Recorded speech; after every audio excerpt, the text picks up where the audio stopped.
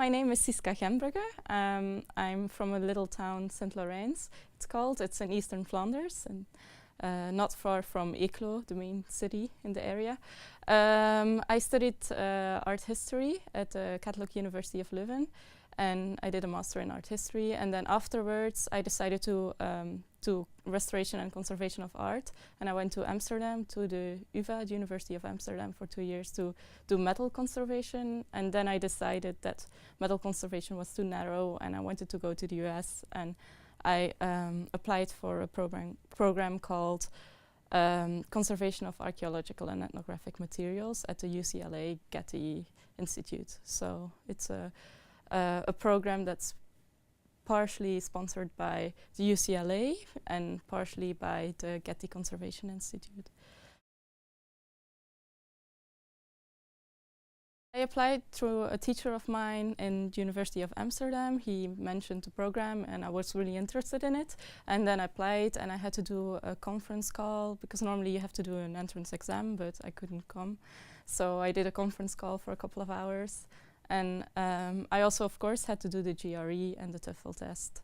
I don't remember what my scores were on the TOEFL and the GRE, but I remember that for my TOEFL test, I didn't really have to study. I think it's enough if you know some basic English, if what you learned in high school, that's quite okay, that's enough.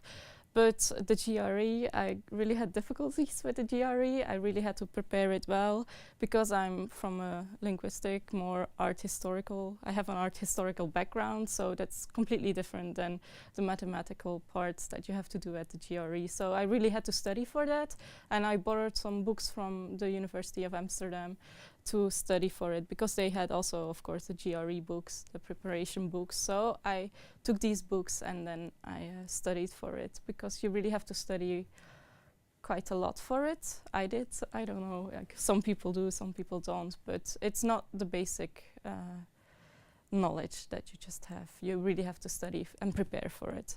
Yeah, of course you have to apply early enough for this GRE test because I was a bit late. I remember that my acceptance letter came late. Everything came a bit late, so you always have to rush a bit. So a good advice is that you have to start early, looking for where you can take the GRE test. I had to take it in Arnhem in the Netherlands, so I had to drive up to Arnhem.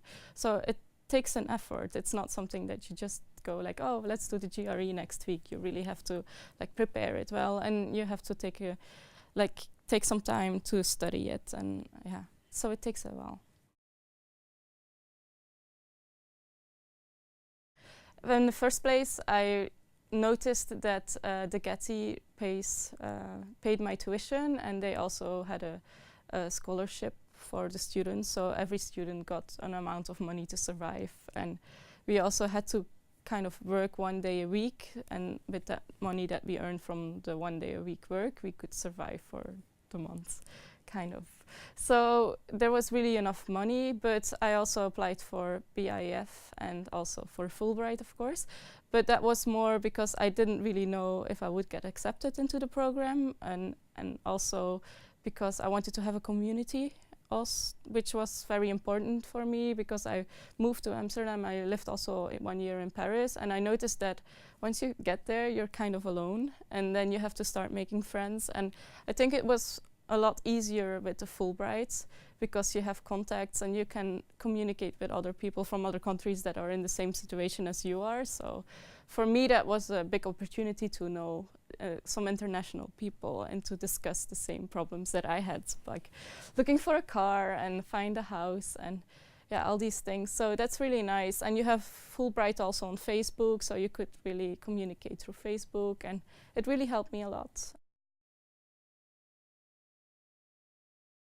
The experience really changed me, changed my life quite a lot, because so I did 2 years at a master's program, but then there was 1 year of internships and they sent me abroad, so abroad from the US. So I went back to Belgium to do an internship in Belgium in the Royal Museum, but I also went to Egypt. There was a lot of money that could be spent, so I was allowed to go abroad quite a lot, and that really broadened my horizon. And last year I applied for a fellowship at the LACMA, the Los Angeles County Museum of Art, and I was accepted, so I will stay another year in the US.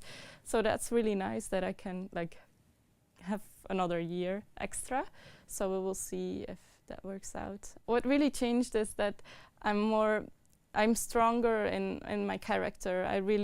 I dare to apply for things that I wouldn't have applied before because I was too nervous or too scared, and I was afraid to be rejected. And now I have more confidence in myself, and I think that's really what you learn from any abroad experience. But I think Americans are really like, they go for their goals, you know, and I think that is really something that got into me, and I really like that spirit, and I think we missed that a bit in Belgium. Naar Amerika gaan geeft je echt een boost van zelfvertrouwen en je wilt ervoor gaan.